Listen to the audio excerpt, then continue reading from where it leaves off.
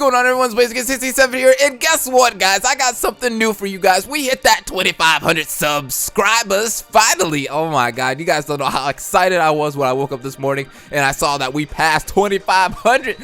Oh, this feels so good right now. The hope is in the air. The hope is filled inside me right now, and since we hit 2,500 subs, I am going to go ahead and release this secret project that I have been thinking about for a long time. I've made this layout for it, and I was like, you know what? Today's the day. I need to finally upload it for you ultimates. So I will be reading Danganronpa 0, the whole light novel. I want to read as many things, light novels and whatever possible, before the new anime and game come out. I need to get all my knowledge, everything we can think of that is Danganronpa related. I need to read, study, educate myself upon, so when that new game comes out, I am completely knowledgeable about it, story-wise. But I am ready to read this. I have been excited to read Danganronpa 0 ever since I read IF. So let's go ahead and jump into this, shall we, guys? Look at this nice picture of Junko Enoshima, though. Oh man, she's gonna be in this story. That's gonna be great. That is gonna be great already. So let's start reading. Junko Enoshima despaired. Everything turned out just the way she expected. Everything turned out just the way she hoped, and so she despaired. Huh? Is it really that easy? Magma-like heat boiled up deep inside her stomach, gradually swelled inside her body, and exploded when it reached her chest. The explosion escaped her heart and reached every muscle in her body, bringing her to a complete standstill. The sound of splashing water came from the muddy pool she stood in as droplets of water danced through the air. On closer examination, one could notice the water was red. As soon as her body stopped moving, the red droplets of water came raining down, making grotesque patterns on her clothes and skin. Her clothes, painted deep red with blood. Her skin, painted deep red with blood. Her face, painted deep red with blood. Nevertheless, none of this caught her attention. Instead, she started tapping her foot impatiently. It was a magnificent tap. She put every bit of strength, body, and soul she had into it, her entire existence. And then, after tapping for a while, Junko Enoshima let out an annoyed yell, as fierce as the roar of a feverish, rampaging beast. But that's not enough! Her scream echoed through her surroundings, the noise pouring down as if it was a rock shattering into pieces. But she wasn't done. She continued to scream, "More! More! I need even better!" Despair-inducing despair. She continued tapping her foot intently. Despair-inducing despair?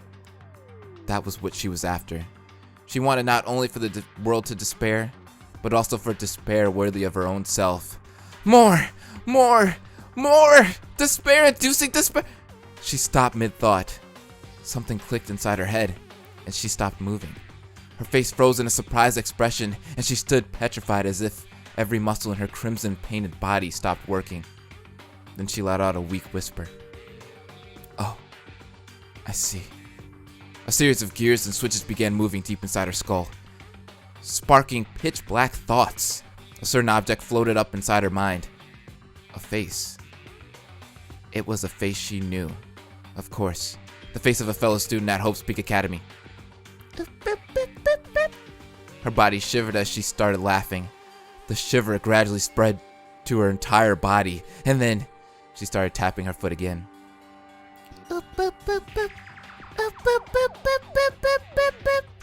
This time her tapping resembled a dance. She tapped her foot like a girl who couldn't help feeling joyous, a girl who couldn't help having fun. Oh, it's so wonderful! So wonderful! And as the face of the person destined to bring her so much wonderful despair kept floating inside her mind, her heart overflowing with a strange feeling that almost felt like love, Junko Enoshima danced to the rhythm of despair. Oh, it's gonna be so magnificent! This despair! Laughing ecstatically, super high school level despair, Junko Enoshima continued dancing. She danced as if she was losing her mind. That was the beginning of a story that ends in despair. Oh my god. Junko, I knew you would be back. I knew you would be back. back. Well, I mean, she's not technically back. I mean, I think this Danganronpa 0 is the prequel, but still. So this is chapter 2, guys. Hope's Peak Private Academy, an exclusive, government-sanctioned school accepting only students with exceptional abilities. Its stated goal is to raise the future hope of the nation, and for that reason, it became known as the Academy of Hope. It's a source of envy, as it's common knowledge that one can gain great success in life just by being a Hope's Peak graduate. Certainly many Hope's Peak graduates are now employed in high positions in every field of the professional world, so that statement is not an exaggeration. There are 2 requirements to becoming a Hope's Peak student. One must be currently enrolled in a high school, one must super excel at their field of expertise. Hope's Peak doesn't hold any standard entrance exams, as the academy insists that the things tested by these kind of exams are meaningless for its purposes. Instead, students are scouted for by the academy staff, who serve as both educators and researchers of extraordinary human ability. Some say Hope's Peak Academy's faculty members are much like parents, who made it their life's mission to find talent and nurture it in their children. Right now, every member of that extraordinary faculty, as well as the academy itself, is facing an unprecedented, unparalleled crisis. Hope's Peak Academy's faculty building is located in the academy's eastern quarter, and is the only building on campus students are forbidden to enter. The corridors of that building, usually busy with staff members going back and forth, were now empty and engulfed in an unnatural silence. The laboratories, the private rooms, and the luxurious personal offices had all been abandoned. Every man and woman who usually occupies these locations were currently gathered in a single place. Meeting Room 13. Hope's Peak Academy's largest meeting room is located on the top floor of the faculty building and has a maximum capacity of over 300. Nevertheless, with every single faculty member attending, it was fully packed. Not a single empty seat remained next to the long tables lined across the room. But for such a huge crowd, the room was relatively quiet. Only a single person's voice could be heard. The voice of Hope's Peak Academy's headmaster, Jin Kirigiri.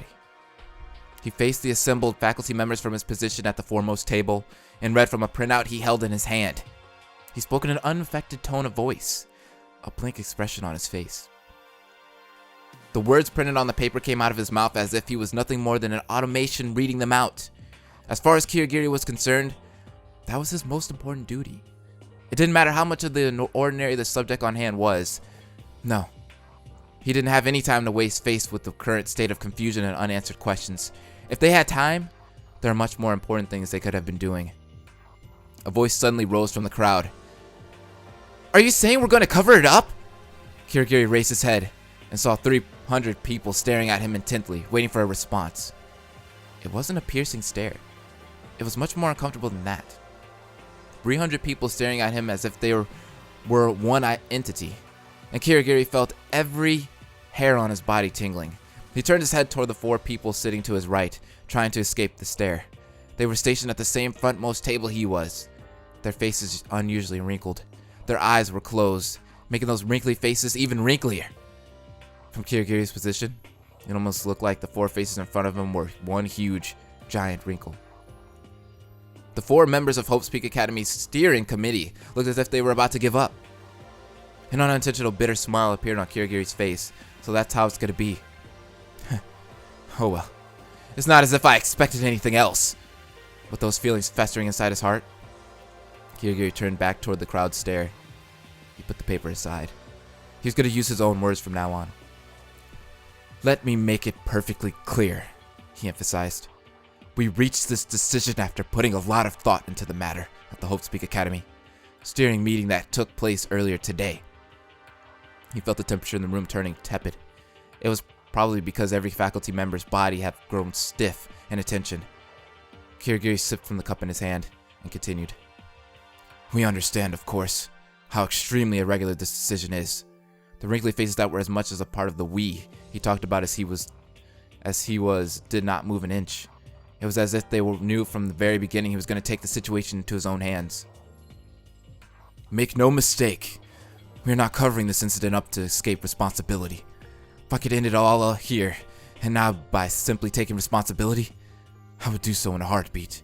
Unfortunately, this particular incident cannot be dealt with that easily. It doesn't even matter if each and every one of us takes responsibility. We're dealing with a problem that exists in an entirely different dimension. Kirigiri stopped for a moment and finished his glass of water in a single gulp, trying to remain calm. Don't get me wrong. I don't think we are completely blameless here.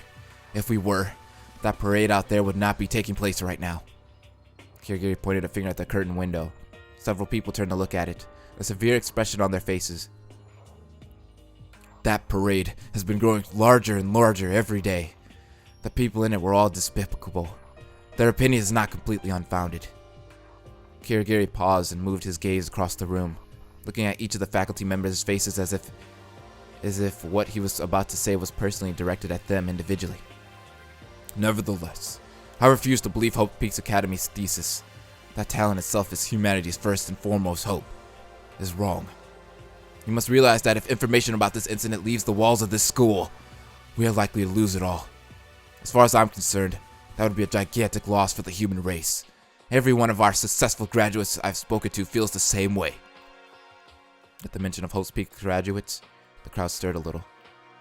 That's the reason I and the members of Hope's Peak Academy's steering committee reached our decision. We concluded that this incident shouldn't be made public after all. He took a peek at the old men, but they remained still. Their blank expressions made it look as if it was going on did not concern them. As I said before, I know more than anyone how irregular this decision is. Nevertheless, we have a duty, both as educators and as scientists, the duty to protect talent. Should human talent become the target of public hostility, it would be a great tragedy. Furthermore, there's one more thing I want you all to remember. The 300 faculty members waited in attention for Kirigiri's next words. The crimes committed may be terrible, but it doesn't change the fact that the students carried a very special brand of hope we raise all on our own. The color of the faculty's eyes changed in an instant. They did not stir anymore. Everyone sat in complete silence. No one objected. No one could object. His words were narrow-minded, but they reflected the opinions of everyone in the room. They were all acting both as educators and as scientists, researching human talent, and just like any other scientists becoming obsessed with their area of research, the staff of Hope's Peak Academy are obsessed with talent. Anyone who did not share that obsession did not belong in Hope's Peak. That's why they listened to Kirigiri's words and made their decision. They had to protect their thesis. They had to protect the future they believed in. They had to protect the hope they believed in. And so, they would do their best to cover up the worst incident in Hope's Peak Academy's history. Oh, we learned about this. We learned about this in the first game, actually. A little bit. They didn't really touch upon it. So I'm glad that we're finally getting that explanation that was needed in the first game. So, okay, this is going to be really, really good. I'm liking how this book is turning out already. So let's dive into Chapter 3A. So, I guess note due to length, this person that translated it is splitting it into 2 chapters. This is the first half of it. So I'll try to read at least 3 chapters of video. A yellow cat peeked out from the thicket to the side of the pavement. It slowly stepped out of the swaying grass and into the road, waving its long tail as it turns its eyes in anticipation towards me. But its expression soon turned to alertness, and then to fear. The cat, having seen me skipping merrily down the road towards it, must have thought I was about to trample it. It escaped back into the bushes in panic. But I didn't care at all. I bathed in the light of the hot sun, let the wind flutter my skirt, and continued my obscene merry skip onward toward down the road. I was in Hope's Peak Academy's eastern quarter, near the courtyard. Many newly built facilities were lined up around me, as well as several that were still under construction. As I skipped down the road that twisted between them, I took no special notice of any dirty cats or any of my classmates, studying and fraternizing all around, nor did I derive any happiness from the light touch of the sun after a long day indoors. No, I skipped down the road with nothing but my destination on my mind. Not that I'm the kind of girl who would go skipping around thoughtlessly. I had a reason. I'm gonna meet the boy I liked the best in the world. That said, my reason may have been a good one, but no student in their right mind should go skipping down the road in a campus of a school of highest pedigree as Hope's Peak Academy. Therefore, it wasn't surprising that other students who happened to walk by looking at me oddly. But that really has nothing to do with me. Nothing in the world could stop my skipping. Not a crying girl, not a couple fighting, not a student in a wheelchair that has come to a standstill. Not even an anemic student who has fallen down. One thought alone moved my body. I want to meet him. I love him so much. I skipped so obscenely that no one would probably find it surprising if I suddenly sprouted wings and flew up towards the sky. I continued down the road, but... Huh? I suddenly came to a stop. Which way should I go? I looked around in confusion and realized I didn't recognize any of the landmarks around me. My heart started beating loudly. No, everything's fine. I calmed myself down and removed a notebook from the backpack I was wearing. On the back page of the notebook, the following sentence was written. You're looking for the neurology lab on the 3rd floor of the biology building in Hope Peak Academy's eastern quarter. I felt a refreshing wind of relief passing through my body. Yeah, that's right. The biology building. But where is that biology building anyway? My heart went noisy once more. Everything's fine. No need to worry. I nervously flipped through the notebook as if acting on instinct. And my eyes stopped on a page with a crude drawing of a map above it. The following was written. This is a diagram of Hope Peak Academy's eastern quarter. Well done, me. Without thinking, I struck a victory pose. Soon I was standing on the raised edge of the fountain that decorated the center of the courtyard, comparing the buildings around me with the map. Literature building, science building, physics building, arts building, math building, PE buildings, linguistic building, staff building. As cold droplets from the fountain kept hitting my thighs, I looked for my destination. The biology building, as if I have never visited before. Ah, it's right over there! I finally found the square building, identifiable by its light green walls. It looked exactly like the note about the biology building in my notebook described it. Right. I jumped down the fountain's edge and started running. Some boys in the area looked at me in surprise. Maybe my skirt flew up for a second during my vigorous leap, but that really has nothing to do with me. Anyway, I must reach my destination before I forget. My ferocious dash led me inside the biology building, where I soon discovered a flight of stairs at the back of the lobby. I didn't lose momentum for even a second as I ran up the stairs to the 3rd floor. When I reached it, I ran down the corridor, checking the signs next to the doors aligned on its walls. Finally, at the very end, I found the sign that read, Neurology Lab. I hastily stopped in my tracks. After a quick, deep breath, I checked my hair and smiled in a hand mirror. Yep, cute as always, flashing that same wonderful smile and shouting, G-Day! In my brightest voice. I opened the lab's door, and that's when it happened. Something flew just past my ear, making a wind-cutting whooshing sound. Ah!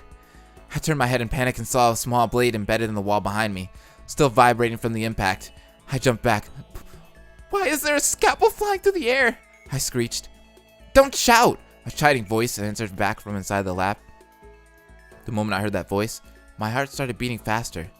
Thump, thump, went my heart as I turned to look inside the lab. A boy was lying on top of a bed, installed in the center of the room. You're late.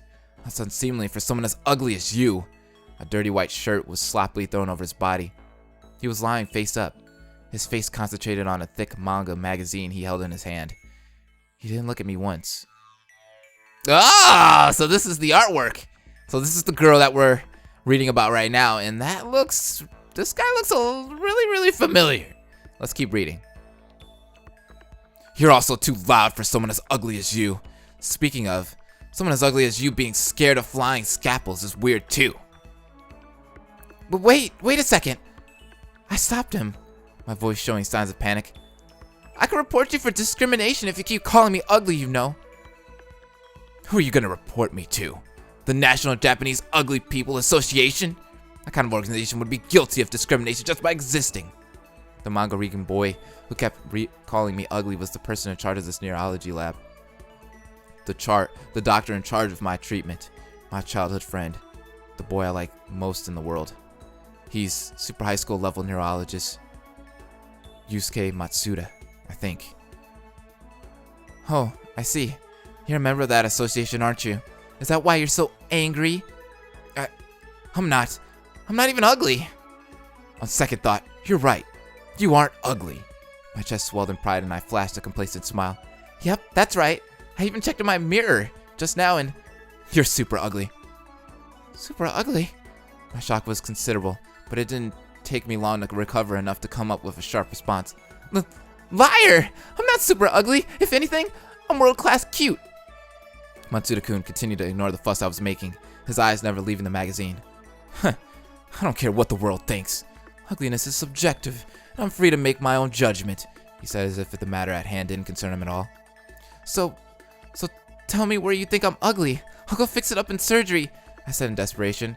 Is it my eyes? My nose? Maybe my mouth? How about my eyebrows? You forgot to mention your heart. But I can't fix my heart in surgery. Is that so? Poor you. Honestly, you're beyond help.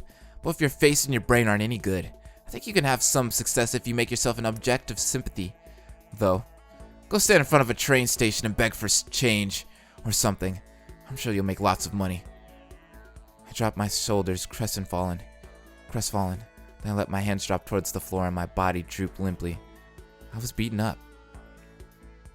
By the way, who are you? Huh? I raised my head in surprise at his unexpected question. I can't really just tell by the voice. Are you saying you didn't know who you were talking to until now? It's your fault. You never told me who you were. I didn't? But you can recognize me by my look, can't you? See? It's me! I don't have time to look at you, said Matsuda-kun, still absorbed in his book. I just gotta be interesting part. Don't have time? Isn't that just a manga magazine? So what? If you're gonna ask, what's more important, me or the manga? The answer's the same as always. It's the manga. I see. If that's the answers, the same as always, that means manga was always more important to you than me. That's cruel. I didn't want to know that. That's a fine observation. But please just answer the question.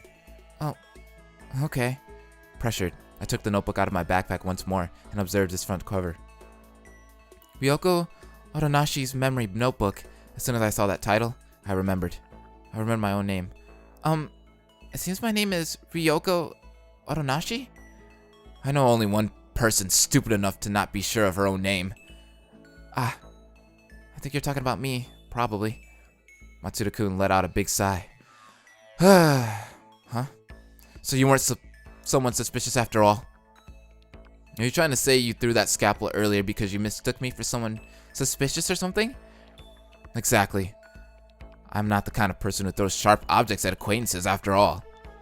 Liar! I pointed my index finger straight at Matsuda-kun. I mean, before you confirm who I am, you told me I was late and that I was too loud for an ugly person. That's proof you knew who I was. Smack! Matsuda-kun loudly smacked his magazine shut. He leveraged the bed's cushion to jump out of it and walked briskly towards me until there was almost no distance between us. What? Why? He looked straight into my eyes. My body grew hotter by the second. You remember that? Huh? Matsuda-kun clutched my shoulder strongly with both his hands. He pushed his face close to mine. Do you remember me calling you ugly when you got here? Yes, slowly. Seeing Matsuda-kun pressing so close to me with such a serious expression on his face made my heartbeat increase tenfold. I think so. I guess my condition's a little better today. Just as the tone of my voice started warming up, he released his hold on my shoulders and turned around to face away from me. Then, still looking away, he whispered as if talking to himself. Is your condition really better? Or is it even worse? What do you mean? It's nothing. Matsuda-kun shook his head and began speaking in a commanding tone. Go lie on the bed. I have to begin today's treatment. With my mind still reverberating with the beats of my heart, I removed my backpack and set it aside. Then, I lay down on the bed occupied by Matsuda-kun until just a few minutes ago. As I let my body soak into the soft mat, my nose was filled with the scent of the sheets. Matsuda-kun's scent. I sniffed his scent as I felt the remains of his body warmth engulf my body, and felt as happy as if he was lying next to me, hugging me softly. I laughed an uninstinctive happy laugh. Is this Toko? Is something funny? Matsuda-kun grimaced and gave me a hard look. I realized that's the way dung beetles laugh. But even though you are one, it's just too gross. Can't you at least try to laugh normally? Yo. What's normal about that? That's even grosser. Shocked, Matsuda-kun rolled a trolley noisily from the center of the lab. On top of it were several complicated, important-looking machines. He pushed the trolley up to the bed, said, "Here we go," and started operating one of the machines with a tense expression on his face. I found myself staring at him. Work. Silky soft hair. Long almond eyes peeking through it. Long feminine eyelashes. A pointed jaw. Small pale lips. Long white fingers. "Stop looking at me, ugly. It's creepy." And a sharp tongue. "That's right. That's my Matsuda-kun." I rolled to my side and wrote a note in my notebook. "You don't have to write everything down, dung beetle." "But if I don't write it down, I'd forget it all." Matsuda-kun let out an exaggerated sigh. "Honestly, your brain's like a bottomless bucket." A bottomless bucket. It wasn't another one of his cruel jokes. It was true. I forgot everything I see and hear after a very short time. I don't know the reason. If I ever knew, I've forgotten it. But whatever the reason may be, my forgetfulness is not normal. Of that, I'm certain. Alright, so that is Chapter 3A of Danganronpa 0. Thank you guys for watching, and if you would like to join the Ultimates, go ahead and hit that subscribe button down below. This is awesome. I like the way this story started out. We got a little bit of Junko. Junko started out. Then we got a little bit of Kirigiri's father talking to the Hope's Peak Academy faculty. And now we're getting this love story between Ryuko and Matsuda. So I am excited to see how this all transpires in the next chapter. I'll see you guys later. Don't forget to like, comment, subscribe if you did like the video. And deuces. Hope will never die!